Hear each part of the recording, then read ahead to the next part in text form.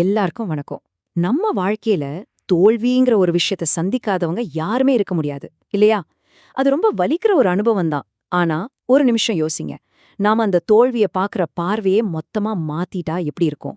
வாங்க, அந்த தோல்விக்குள்ள ஒளிஞ்சிருக்கிற ஞானம் என்னன்னு கொஞ்சம் ஆழமா பார்க்கலாம். இந்த சிந்தனையோட தொடக்கத்திலேயே பாருங்க, ஒரு சூப்பரான உருவகம் இருக்கு. இமயமலைக்கு போற ஒருத்தர் சிகரத்துல ஏறிட்டே இருக்க முடியாது. உயரத்துக்கு போகணும்னா வழியில வர பள்ளத்திலையும் இறங்கித்தான் ஆகணும். இதுதான் ஒரு பயணத்தோட இயல்பு. நம்ம வாழ்க்கையும் அப்படித்தானே? அதனால முதல்ல நம்ம மனசுல பதிய வச்சுக்க வேண்டிய விஷயம் இதுதான். தோல்விங்கிறது நம்ம பயணத்தோட முடிவு கிடையாது.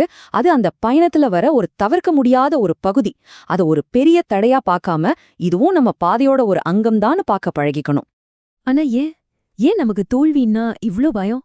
ஒரு நிமிஷம் யோசிச்சு பாருங்களேன். இந்த பயம் எங்கிருந்து வருது? மத்தவங்க என்ன நினைப்பாங்கன்னு நினைக்கிறதாலா? இல்ல நம்ம மேலேயே நாம வச்சிருக்கிற எதிர்பார்ப்புகளால வர்ற பாரமா? தோல்விங்கிற வார்த்தைய கேட்டாலே மனசு ஏன் ஒரு மாதிரி பதறுது? இந்த நேரத்துல ரொம்ப எளிமையான ஆனா ரொம்ப சக்தி வாய்ந்த ஒரு வரிய மனசுக்குள்ள சொல்லிக்கலாம்.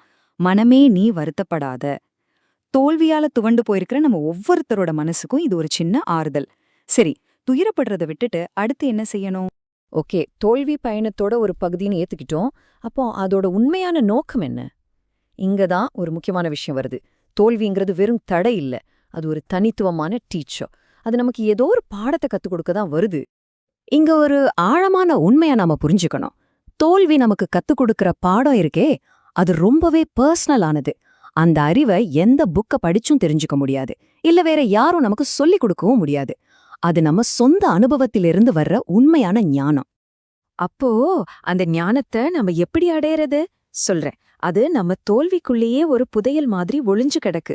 நாம சோர்வாகி அதை விட்டுடாம அதை தேடி கண்டுபிடிக்கணும், அவ்வளோதான். அதுக்கு என்ன வழி? ரொம்ப சிம்பிள். முதல்ல உங்க தோல்விய ஏதோ நடந்து முடிஞ்சிருச்சுன்னு மேலோட்டமா பார்க்காதீங்க. நல்லா உட்கார்ந்து யோசிங்க. துருவி துருவி ஆராயுங்க.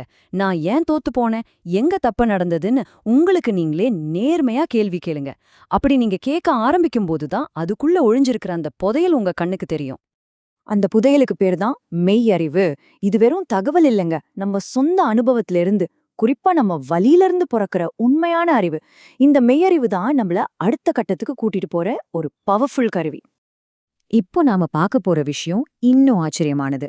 தோல்விங்கிறது வெறுமனே ஒரு பாடம் கத்துக் கொடுக்கறதோட நிக்கிறதில்ல. அது நாளைக்கு வரப்போற வெற்றிக்கான விதையா மாறுது. இத இப்படி யோசிச்சு பாருங்களேன். இன்னைக்கு உங்களுக்கு ஒரு பெரிய இழப்பா, ஒரு பெரிய தோல்வியா தெரியற ஒரு விஷயம் உண்மையில நாளைக்கு நீங்க அடைய போற வெற்றிக்கு அஸ்திவாரமா அமையுது. இது ஒரு மேஜிக் மாதிரி. தோல்வி வெற்றியா உருமாறுது. அப்போ இந்த முழு ப்ராசஸையும் பாருங்க. முதல்ல தோல்வியை அனுபவிக்கிறோம், அப்புறம் அதை ஆழமா ஆராய்ஞ்சு அதுல இருந்து மெய்யறிவுங்கிற புதையலை எடுக்கிறோம். கடைசியா அந்த அறிவை நாளைக்கு ஜெயிக்கிறதுக்கான விதையா பயன்படுத்துறோம். அப்போ பாருங்க, தோல்வி இல்லைனா இந்த விலை மதிக்க முடியாத விதை நமக்கு கிடைக்கவே கிடைக்காது. தோல்விய பத்தின இந்த பார்வைக்கு இன்னொரு வலு சேர்க்க காலத்தை வென்று நிக்கிற ஒரு ஞானத்தோட உதவிய நாடலாம். அது வேற எதுவும் இல்ல, நம்ம திருக்குறள் தான். பெருமைக்கும் ஏனை சிறுமைக்கும் தத்தம் கருமமே கட்டளைக்கல். இதோட அர்த்தம் என்னன்னா, ஒருத்தரோட உயர்வுக்கும் சரி தாழ்வுக்கும் சரி அவரோட செயல்கள்தான் உண்மையான அளவுகோல்னு சொல்றாரு தெய்வப்புலவர் திருவள்ளுவர். இதுல கட்டளைகள், அதாவது உரைகள்ங்கிறது ஒரு பவர்ஃபுல்லான வார்த்தை. அந்த காலத்துல தங்கத்தோட தரத்தை சோதிக்க ஒரு கல்லுல உரைச்சு பாப்பாங்க. அதே மாதிரி நம்ம குணத்தோட தரத்தை சோதிக்கிற உரைகள் எது தெரியுமா? நம்ம செயல்கள் தான். நம்ம ஜெயிச்சாலும் சரி தோத்தாலும் சரி, அந்த சூழ்நிலைக்கு நாம எப்படி ரியாக்ட் பண்றோம், என்ன செய்றோங்கிறது தான் நம்மள உண்மையிலே யாருன்னு சொல்லும். அதனால இந்த புதிய பார்வையோட கடைசியா உங்களை நீங்களே ஒரு கேள்வி கேட்டுக்குங்க. என் வாழ்க்கையில நான் சந்திக்க போற அடுத்த தோல்விய ஒரு முடிவா பார்க்க போறேனா, இல்ல அதுக்குள்ள ஒளிஞ்சிருக்கிற மெய்யறிவுங்கிற புதையால தேடி கண்டுபிடிக்க போறேனா? முடிவு உங்க கையில தான் இருக்கு.